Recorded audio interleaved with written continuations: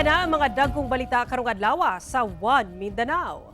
Karong bispera sa bagong tuig, atong sayron ang sitwasyon sa mga bus terminal sa Mindanao sa gilaumang pagdagsa sa mga pasahero.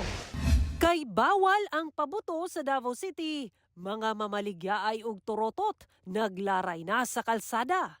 Mga Davaoenyo iyahay na og palit og turotot. Pipila ka lugar sa Davao City gibaha atol sa pagbundak sa ulan kagabi. Babaeng mag-deliver og ginabaligyang sapatos sa usa ka customer napalgang patay nga dunay samad pinusilan sa Kidapawan City.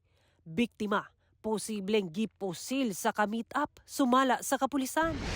Og karong gabi na ang Kapuso Countdown to 2025. All-out performances sa Kapuso Stars ug P-pop groups masaksihan na. Ito ang GMA Regional TV 1 Mindanao.